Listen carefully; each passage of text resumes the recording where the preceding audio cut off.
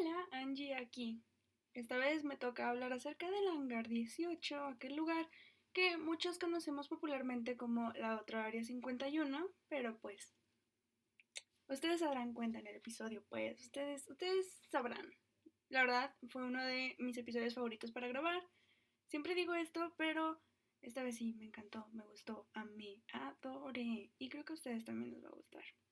Pero entre tantas cosas, aparte de eso, les traigo un pequeño aviso a todos los que escuchan el cuarto de expedientes. Como ustedes sabrán, se acerca Halloween. Siempre digo que se acerca Halloween, pero ya se acerca Halloween ahora sí. Y en el cuarto de expedientes estamos planeando un episodio especial dedicado a todas las historias de terror. Así que si tienes alguna historia que te haya sucedido paranormal, real, de cualquier cosa, no lo sé, fantasmas, se te pareció algo abajo de la cama, o tienes alguna experiencia de miedo que te gustaría compartir, no olvides compartirla con la comunidad del cuarto de expedientes.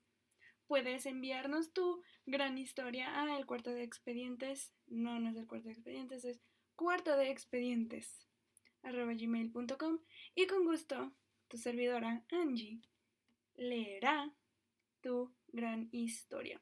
O si gustas platicarla en tus propias palabras, con tu feeling, puedes enviar tu archivo MP3 también a cuarto de expedientes @gmail.com para ser parte de Escalofríos con Amigos.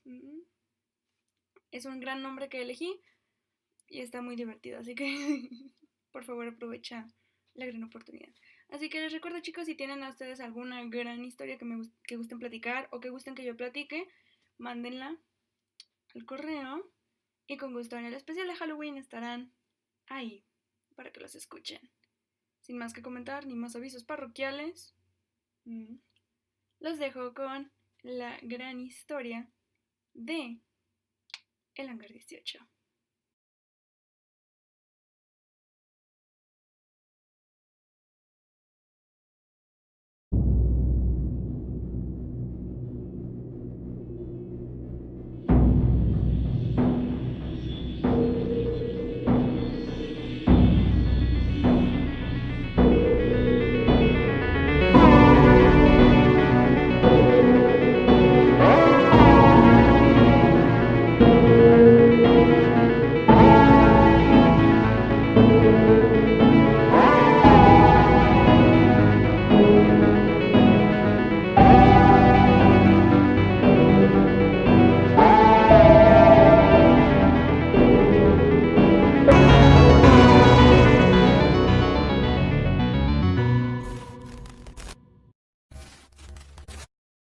Bienvenidos a un nuevo episodio. Mi nombre es Angie y cada mes elijo un tema del cual cada semana me pongo a platicar acerca de temas que se me hicieron interesantes, ya sea crimen, misterio, fenómenos sobrenaturales o conspiraciones que ahora son parte de mi cuarto de expedientes.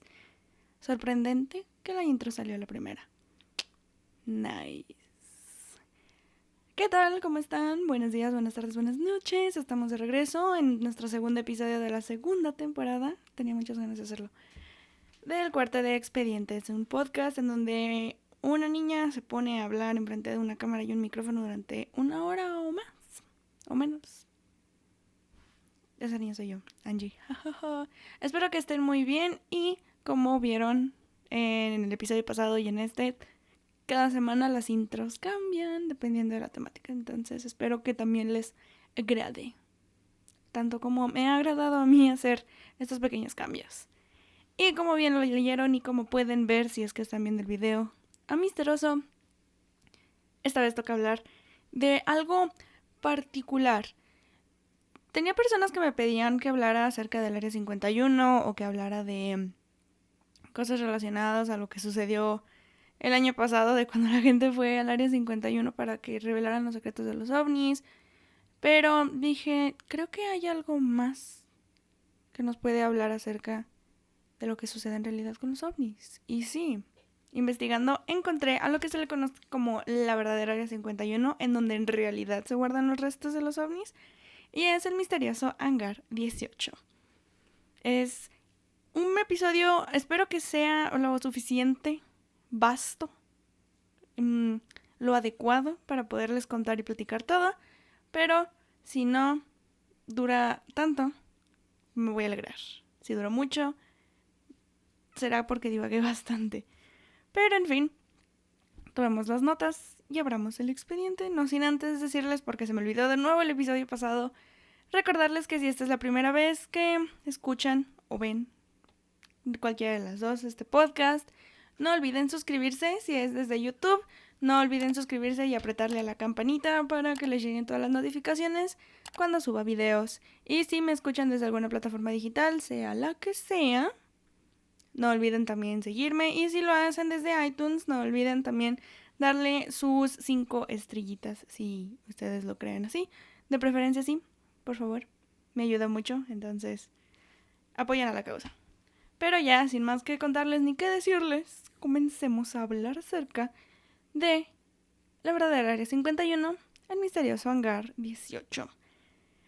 Como muchos sabemos, llevo hablándolo 2 episodios, pero pues creo que hay que seguirle, ¿sí va?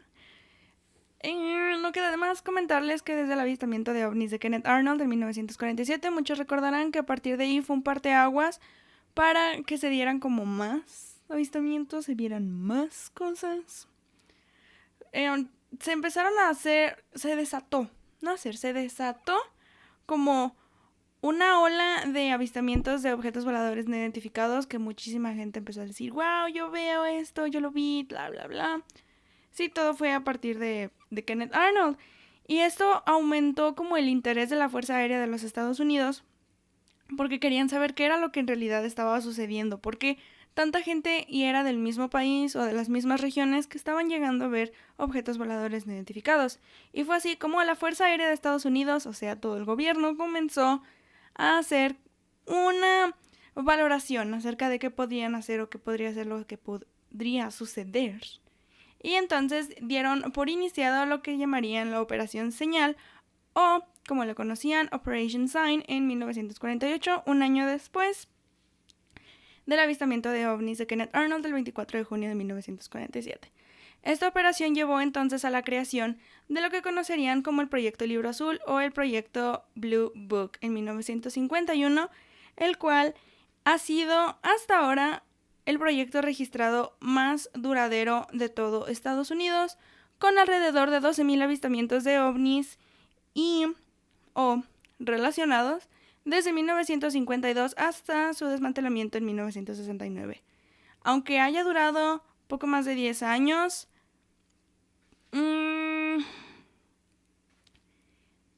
no, poco más, no, sí, fueron más años, aún así ha tenido demasiados avistamientos. ¿Cómo es que 12,000 hayan sido así? No lo sé, pero es el proyecto que más ha durado, con muchas cosas y muchas especificaciones y descripciones en toda la historia de Estados Unidos hasta la fecha.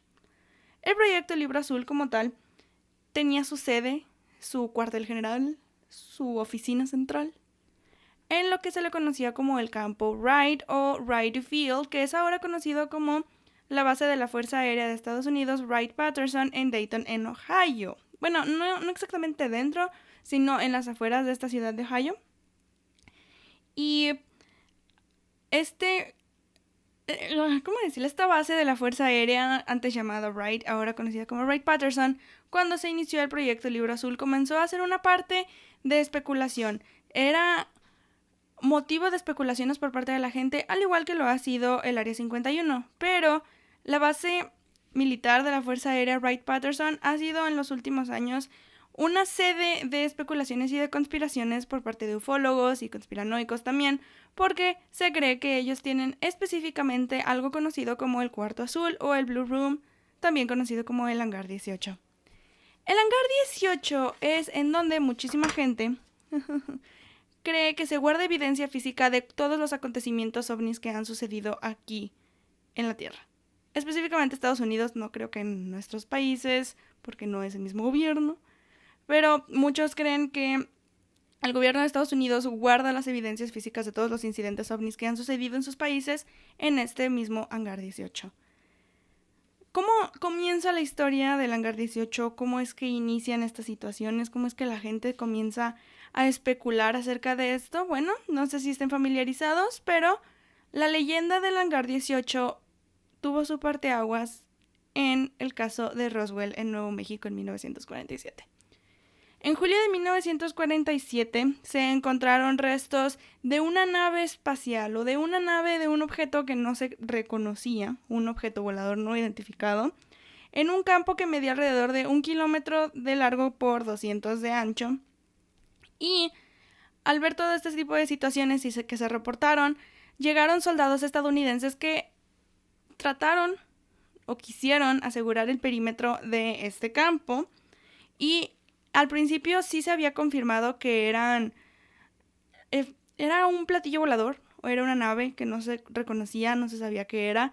Entonces así fue como lo dejaron, pero tiempo después misteriosamente se logró dictar o se logró decir que era un globo meteorológico, o sea, un aspecto del clima que no tenía nada que ver con alguna nave que no fuera de la Tierra, no, pero nada, esas cosas no suceden porque pues no, ¿verdad? No.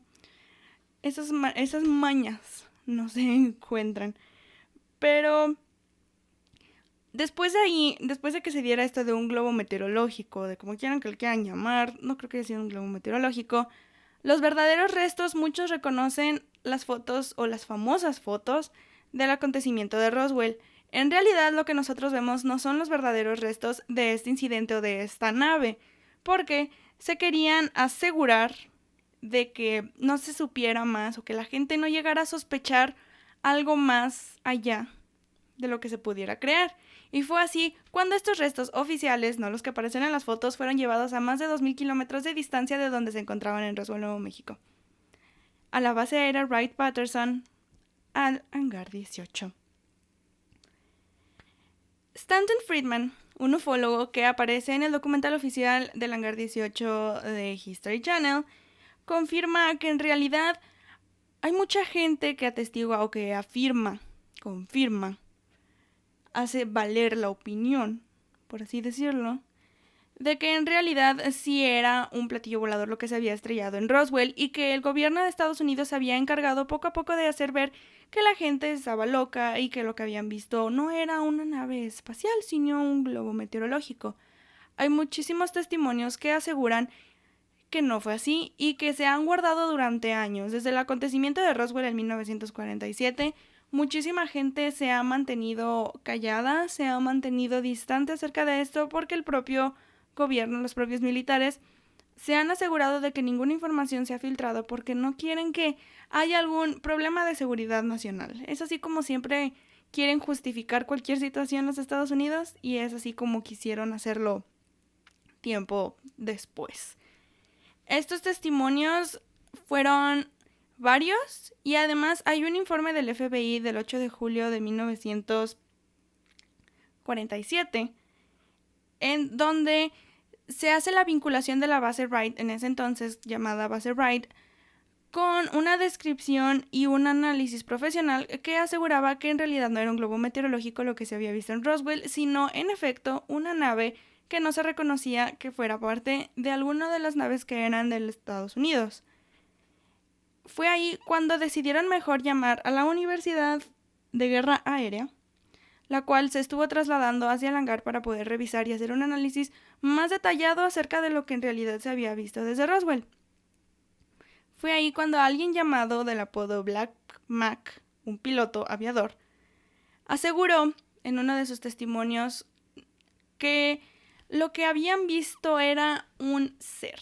Lo que habían visto era no una persona, pero alguien de color gris, con extremidades, con ojos, con algo que aparentaba ser orificios que eran oídos, una nariz, probablemente, pero que se estaban haciendo diferentes pruebas en este ser para comprobar que era un alienígena.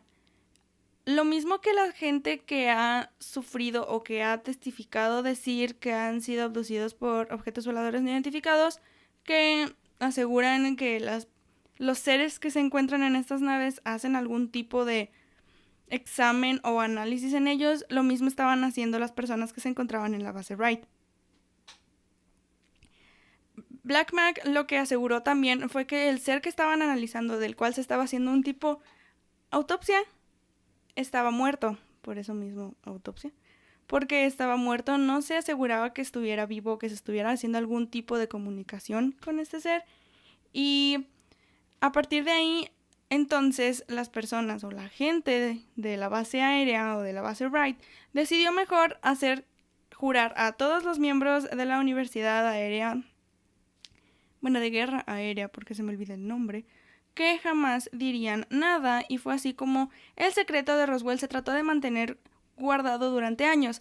Pero sabemos que muchísima gente estuvo involucrada y no puedes asegurar que todo mundo te vaya a ser honesto y que vaya a guardar el secreto, se lo lleve con ellos hasta la tumba. Entonces, quien estuvo a cargo de que se revelara toda la información de Black Mac fue su hijo. Su hijo también estuvo haciendo algún tipo de entrevista con History Channel y confirmó que su padre durante muchos años estuvo guardando la información, pero que ya no podía más y que en su lecho de muerte comentó que en efecto era una nave espacial lo que se había encontrado en Roswell.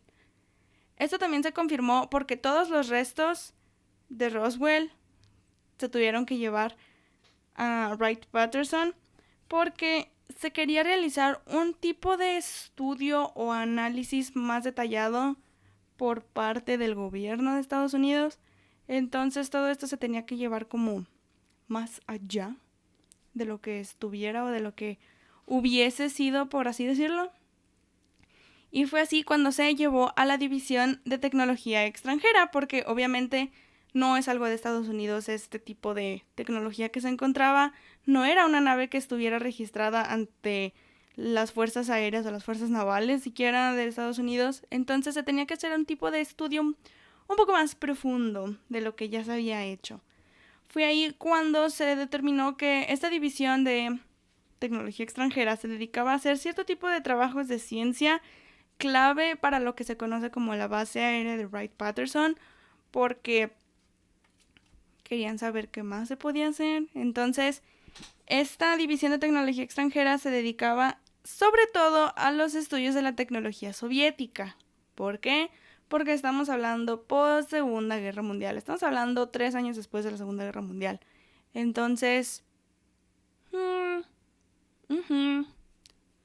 sí, estamos hablando de tiempo no tan alejado de lo que en realidad sucedió en la Segunda Guerra Mundial. Entonces, en lo que se dedicaba a hacer esta división de tecnología extranjera era en duplicar o de rehacer o de poder decodificar el secreto que tenía tanto la tecnología soviética como hasta tecnología alemana, porque también tecnología alemana se dedicaban a hacer como un tipo doble. Se trataba de duplicar, se trataba de entender y se trataba de mejorar todo tipo de tecnología que llegara a tener tanto Alemania como en ese entonces la URSS. A lo cual mucha gente asegura a partir de entonces que no creen que solamente haya sido tecnología de la URSS o tecnología de Alemania la que se haya tratado de duplicar, sino también algún tipo de tecnología extraterrestre, porque esta división se estaba empezando a dedicar tanto a decodificar estas situaciones como las de algún tipo de nave que no se tuviera registrada en ninguna parte del mundo. Esto también llevó a muchas especulaciones porque hay veces que se trata de asegurar o se trata de aclarar, por así decirlo, que la gente no tenga miedo a este tipo de circunstancias y por eso se trata de mentir acerca de los orígenes de cualquier tipo de nave que se pueda tener. Pero pues no se puede al 100% asegurar que la gente no vaya a perder como su sentido de responsabilidad o su sentido de mantenerse sano, porque es algo nuevo. Obviamente el ser humano va a tener, al momento de ver algo nuevo que desconoce, va a tener miedo, va a tener cualquier tipo de reacción que no va a ser muy favorable después de todo esto. Entonces hay que asegurarnos de que todo va a estar bien, no pasa nada, todo chill, todo nice. Y fue como, pues no pasó mucho después de eso, pero ¡oh, sorpresa! Otro incidente también llevó a que se crea que en realidad en Wright-Patterson se guardan los verdaderos restos alienígenas que se han llegado a encontrar.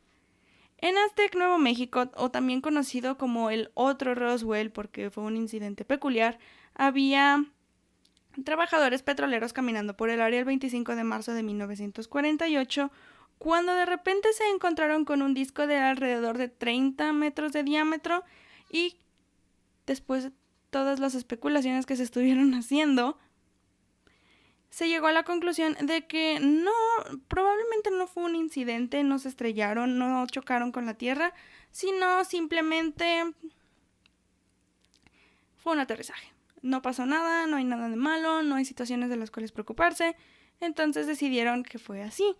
Y fue como hubo 2 testigos, de hecho, que confirmaron estas situaciones, que se llamaban Ken Ford Lee y creo que Doug Nolan. Se me olvidaba el apellido, Doug Nolan. Trataron de salirse de ahí o trataron como de escapar de ese lugar porque no querían como encontrarse con más problemas después de lo que pasó en Roswell. Pero pues el chisme siempre le gana a uno, la curiosidad mató al gato y fue ahí cuando creo que fue Doug Nolan el que se asomó por una ventana en la cual pudo revisar 2 cuerpos. El gobierno de Estados Unidos no quería repetir el mismo error que se había hecho con Roswell, no querían que la inteligencia llegara como a otro tipo de problema que se pudiera hacer.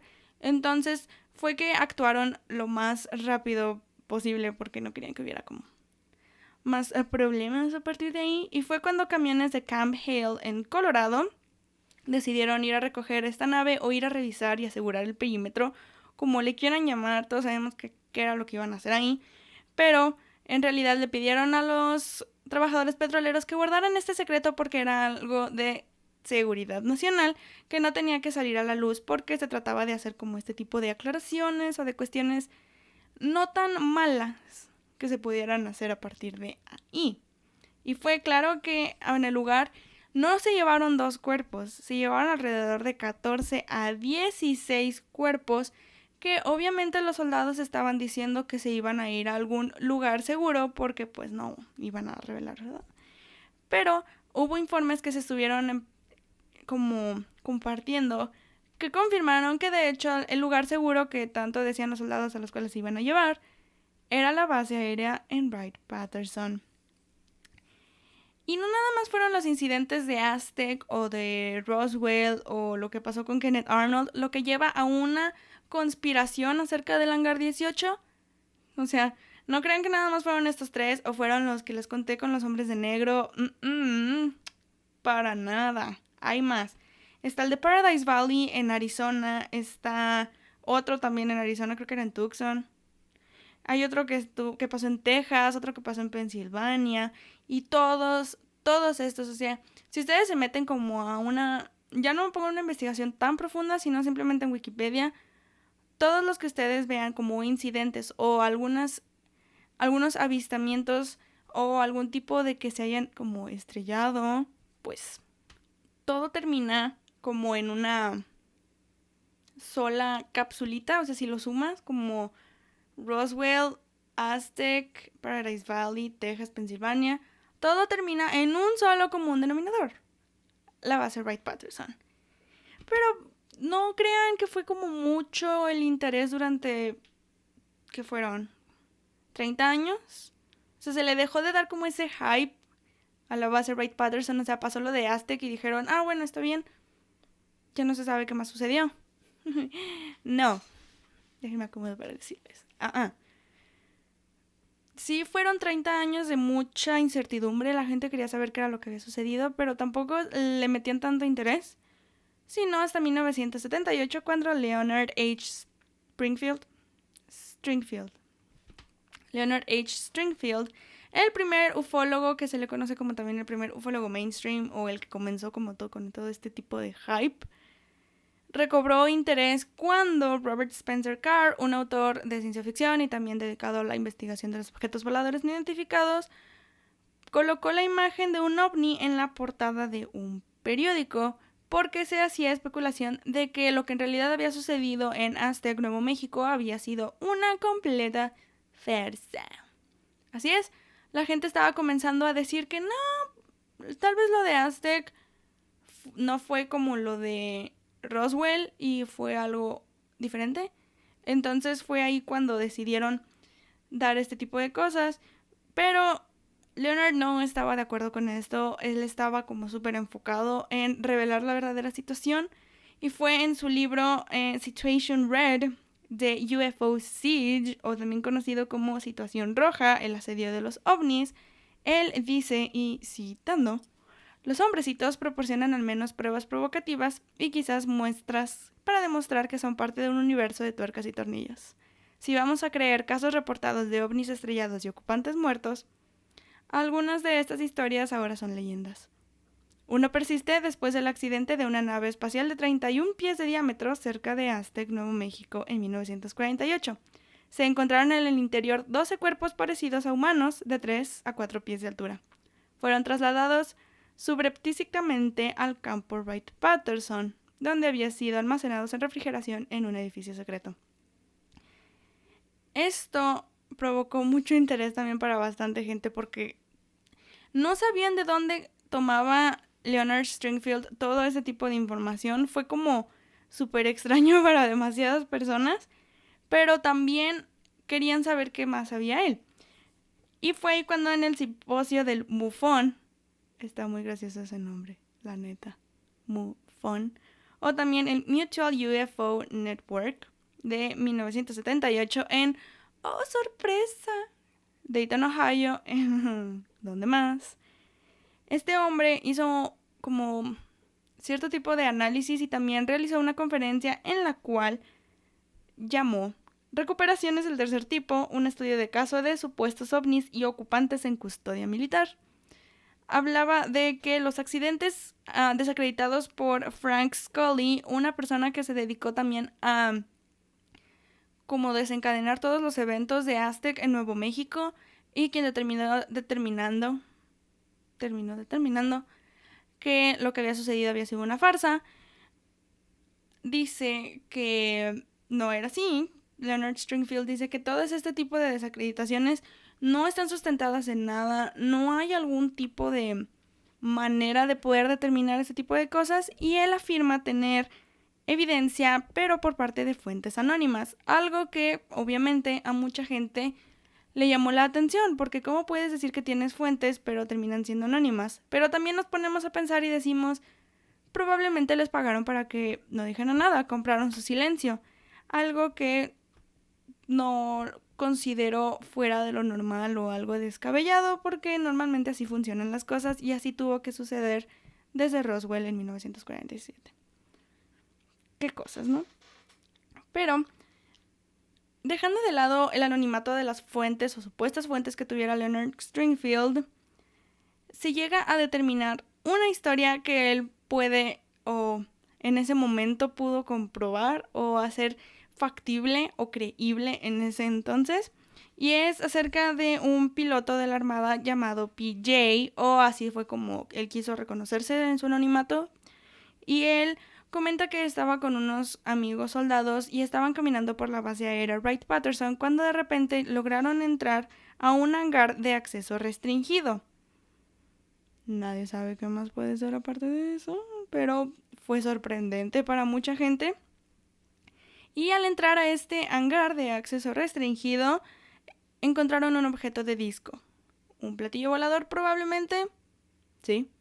Y fue ahí cuando ellos también empezaron a hacer sus propias conclusiones y pudieron de cierta manera comprobar que en efecto se estaban guardando muchas evidencias acerca de cuestiones alienígenas en este hangar. Pero no les duró mucho el gusto de poder quedarse más, porque en eso llegaron guardias que estaban como determinando el perímetro también en el hangar 18 y decidieron correrlos y comprar su silencio diciendo que no tenían que decir nada por el bien de su país. Sigo sin entender por qué utilizan el patriotismo para ese tipo de cosas, pero sería bueno saberlo. Y la historia de PJ no queda como la única manera en la que se pueda determinar que la base aérea Wright-Patterson es en donde en realidad se guardan todos los restos alienígenas, porque pues no quedan así las cosas, ¿no? Normalmente. Hay más testigos, y este es el caso de June Crane, quien fue entrevistada por James Clark, un policía de Washington. Este hombre trató como de saber qué más sabía June Crane, porque ella era una antigua empleada de la base aérea Wright-Patterson. ella comentó por primera vez en una entrevista en 1997 que mecanógrafa era de archivos clasificados en ese entonces, y pues ahí ella estuvo confirmando que un día en 1952 llegó a saber de 3 incidentes. Se sabía de Roswell, se sabía de Aztec y se sabía de otros 2, pero ella sabía oficialmente de 3 y el último no se acordaba. Entonces, June Crane lo que comenta es de que sabía de algún hecho o sabía oficialmente que en realidad sí se tenían en refrigeración unos cuerpos alienígenas. Y fue ahí cuando en 1950, antes de enterarse oficialmente de 3 accidentes, llegó un teniente con un trozo de metal que le dijo a June que ella tenía que romper ese trozo de metal. Así llegó y le dijo, rómpelo, así nomás. Y ella lo trató de hacer, pero regresaba como a su lugar, algo muy extraño. Pero ella lo siguió haciendo y nada lograba hacer. Pero fue entonces cuando decidieron comprar su silencio con $10,000 y también un contrato de confidencialidad en el cual no diría nada.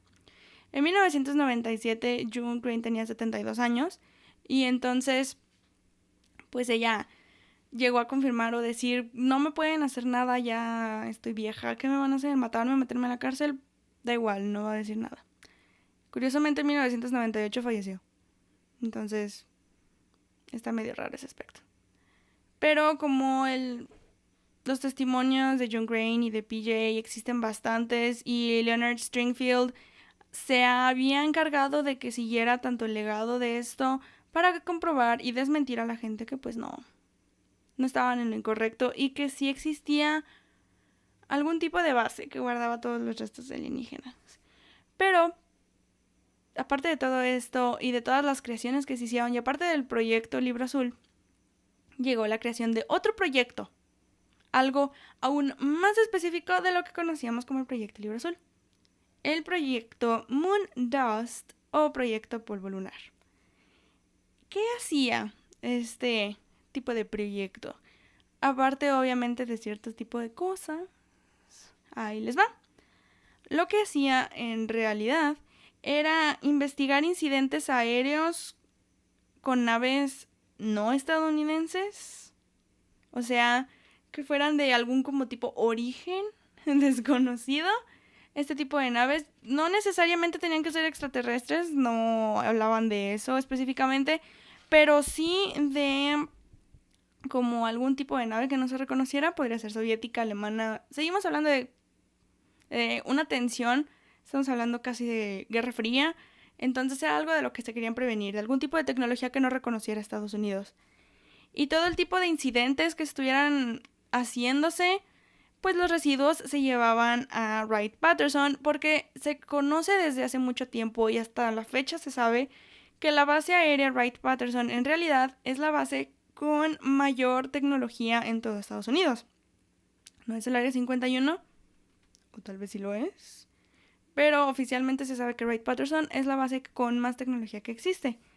Y entonces había más testigos de que decían que en realidad el proyecto Polvo Lunar era para demostrar que había naves extraterrestres que estaban rondando por todo Estados Unidos. Y fue así cuando un antiguo oficial de la Marina, también un testigo anónimo de Stringfield, comentó que él logró ver 2 cuerpos entre 1953 y 1957, o sea, ya 10 años después del acontecimiento de Roswell. Pero lo curioso de estos 2 cuerpos era que estaban congelados, o sea que estos en realidad se mantenían en un estado de congelación para poder ser estudiados y poder saber más y poderse determinar como cierto tipo de cosas, y era algo que la gente no comprendía, y fue ahí cuando se creó un tipo de decepción en las fuentes de Stringfield porque no tenían nombres, no se creía que fueran 100% creíbles, algo que se comprende, y además estábamos viendo que había situaciones en las que no se podía saber todo como normal y era algo que no se sabía. Pero lo que sí se sabe o lo que sí se tiene registro son testimonios generales, obviamente no con nombres, pero son los que describen a estos hombrecitos de entre 3 y 4 pies, que se cree que pues son con cabezas grandes, que tienen brazos largos, que tienen extremidades, que tienen un tipo de membrana entre sus dedos, sin dientes,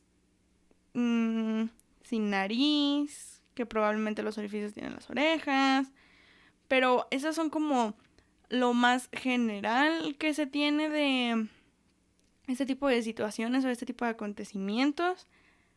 Pero hay en específico una persona que logró describir o que logró saber determinar o decodificar la realidad del Hangar 18. Y él es Robert Collins, un ex capitán de la Fuerza Aérea que también era analista de la FTD, por sus siglas en inglés, o la División de Tecnología Extranjera.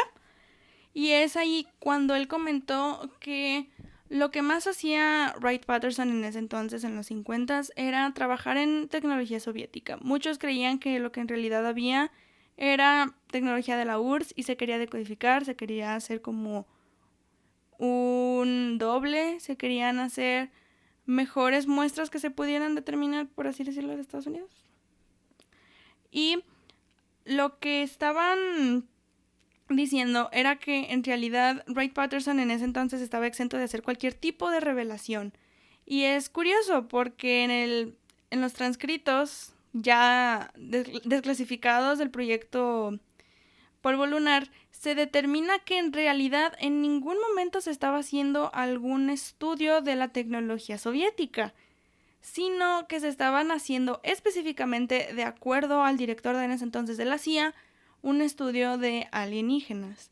Todo lo desclasificado, como siempre, se los voy a dejar en la página web para que juzguen por ustedes mismos qué es lo que en realidad dicen estos. Creo que son alrededor de 6 o 7 documentos que se desclasificaron para que los lean, les den una checada y ustedes vean. Pero después de que estuvieran exentos de hacer cualquier tipo de revelaciones, también se hicieron más estudios y se llegó a que el Hangar 18 probablemente no esté en la superficie de lo que se conoce como la base aérea de Wright-Patterson, sino este es subterráneo y se conecte por medio de túneles a lo que conocen como criptas. No hablo de cosas de la muerte, sino como cuartitos que se conectan por medio de túneles, así como se conectan por medio de túneles. Y estas criptas miden alrededor de como 1000 metros cuadrados y se hace una relación con que se le conoce como Hangar 18, probablemente por las naves, pero que en realidad es una cripta o es la conexión de las criptas del edificio 18. El edificio 18 tiene una estructura similar con el edificio 23, el cual se le conoce como el Hangar 23. Entonces, por eso se hace este tipo de relaciones con que es el Hangar 18, pero que es subterráneo. Y esto es porque el edificio 23 tiene túneles subterráneos que se conectan entre sí y que es uno de los secretos guardados porque el secreto mejor guardado que tiene el Hangar 18 para muchísima gente y para muchísimos estudiosos y para muchísimos ufólogos es que las instalaciones son criogénicas porque se quiere preservar el cuerpo de algún alienígena. Entonces es por eso que se cree que la instalación o que la forma en la que está el Hangar 18 no es por la superficie, sino es subterráneo porque se mantiene en cuestiones lo suficientemente frías para que se puedan preservar los cuerpos. Entonces, ha habido tantas especulaciones alrededor de esto. Mucha gente cree y confirma que en efecto sí hay más tecnología en esta base a comparación del Área 51, por lo mismo de que, tiene más tecnología, está más alejado, o sea, tiene más cosas, es subterráneo, pero no se sabe como a ciencia cierta cuál es el verdadero propósito del Hangar 18 con este tipo de cosas, de que se mantienen todos los restos alienígenas de cualquier incidente que haya ocurrido en la Tierra. Y eso mismo lo decía el director del FBI, Edgar Hoover, que sacó un memorando en el cual hablaba después de Roswell acerca de cómo los restos en realidad se habían llevado a Wright-Patterson y que él en ningún momento fue como otorgado el acceso para que pudiera observar por él mismo lo que había en el hangar 18, que pidió permiso, pidió cualquier tipo de autorización y que todas les fueron denegadas. Algo que a mi parecer estaba un poco sospechoso porque como el propio director del FBI no puede ser otorgado este tipo de derecho, pero no fue el único.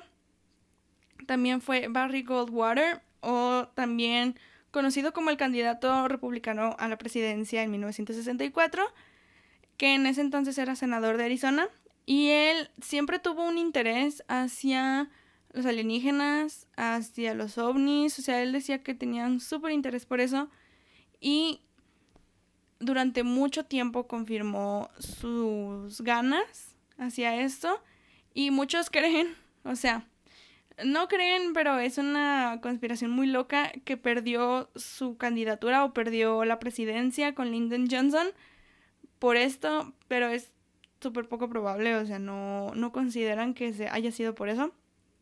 Pero aún así, cuando perdió, él dijo a Larry King, cuando le hizo una entrevista, que él pidió autorización para entrar al Blue Room, así como es conocido el hangar 18 o el cuarto azul, y el acceso fue denegado por Curtis LeMay, quien era en ese entonces como el encargado de este tipo de hangar, pero que se lo dijo de una manera muy grosera y que lo trató feo y le dijo cosas muy malas. Pero entonces eso es lo que mucha gente cree, o sea, a partir de estos dos testimonios, o sea, tanto del director del FBI como un ex senador, nos pone a pensar muchas cosas. ¿Qué es lo que hay en realidad en la base Wright-Patterson? Pero aún así pasaron años y años acerca de estas conspiraciones hasta el verano de 1980, cuando se encontró una nave o un objeto volador no identificado y fueron 2 policías los que fueron testigos de esto, los cuales creyeron que era un avión Harriet, que era la fuerza de un jet junto a la velocidad de un helicóptero, lo que estaba sobrevolando la base aérea Wright-Patterson. Obviamente los oficiales afirmaron o confirmaron que era una nave que se estaban haciendo cierto tipo de pruebas, que era de tecnología soviética y que se quería hacer como esta duplicación. O sea, estaban creando muchas cosas. Pero la mayoría de las personas cree que no es cierto nada de esto y que era un objeto volador no identificado que estaba sobrevolando para hacerse, no sé, pruebas, cualquier tipo de cosas. Porque de nuevo, Guerra Fría, estas situaciones, entonces querían llevar la ventaja sobre los soviéticos, algo que ha sido un gran problema durante tantos años. Entonces, muchas personas siguen creyendo que la base aérea Wright-Patterson tiene muchas cosas escondidas. Yo no puedo confirmar ni negar nada, pero sí está un poco sospechoso todo lo que investigué. Cuando estaba buscando no encontré tanta información, pero ahora que se las platico pueden darse cuenta por ustedes mismos qué es lo que hay y lo que no hay. Últimamente, creo que fue en marzo, entre marzo y abril se hicieron como anuncios de que se trataba de desmentir y se trataba de confirmar todo tipo de objetos voladores no identificados y todo ese tipo de cosas. Pero de nuevo, seríamos muy egoístas el pensar que somos los únicos seres en este planeta o en este universo. En el planeta, no, pero en el universo. O sea, es muy egoísta de nuestra parte decir somos los únicos seres vivos que habitan este universo o la galaxia. O sea, hay muchas galaxias más. No podemos ser los únicos. O sea, es evidente que no podemos ser los únicos. Y así como muchos nos quejamos cuando dicen es que los alienígenas vienen a hacer pruebas a nosotros. Véanos a nosotros, todo lo que les hacemos, los congelan. Pongámonos a pensar un poco en eso también. Pero muchos creen que se dividieron como las situaciones o las cosas entre el Área 51 y la base aérea Wright-Patterson. Y esto no es por ningún tipo de cosa, sino porque el Área 51 está más secluida, está más alejada, es en el desierto, en medio de la nada, en Nevada. Y Dayton, Ohio está cerca de una de las ciudades, o sea, Dayton, Ohio es una ciudad grande, es una ciudad con población considerable y el que la base aérea esté afuera hace creer que mucha gente va a encontrar los secretos mejor guardados de la Fuerza Aérea estadounidense en cualquier momento. Y es así como piensan que en realidad los restos de Roswell ahí siguen. Los restos de Aztec, Nuevo México, siguen ahí. Y lo que vieron en fotografías en 1947 del incidente de Roswell no eran los restos que se supone están en el hangar 18. Y esto ha sido todo de mi parte. Este fue el episodio de la verdadera Área 51, no el verdadero. La verdadera Área 51. Espero que les haya gustado. Se pongan a pensar, los deje trascendiendo sus pensamientos. Y nos pongamos a analizar qué hay en realidad aquí. ¿Qué hay de verdad? ¿Qué podemos ver? ¿Qué no sabemos? ¿Qué no encontramos? Estoy estresada por eso. Así quédense conmigo. ¿Qué habrá en la base aérea Wright-Patterson? Porque obviamente lo van a seguir negando y van a seguir diciendo que no existe y que el hangar 18 es una conspiración y que no la deberíamos creer, es una leyenda urbana. Pero cuestionarnos las cosas no está mal. Y van a ver, pronto saldrán esos informes que llevamos esperando durante mucho tiempo. Espero que les haya gustado. Ahora sí. No olviden seguirnos en todas nuestras redes sociales para decirme qué fue lo que les pareció. Recuerden que nos encuentran en todos lados como @cdexpedientes. Es una C, es una D. Expedientes. Y si gustan seguirme a mí nada más, me encuentran como @Angie_Van con E al final de Angie y doble N en Van. Nos escuchamos y nos vemos la próxima semana. Hasta entonces.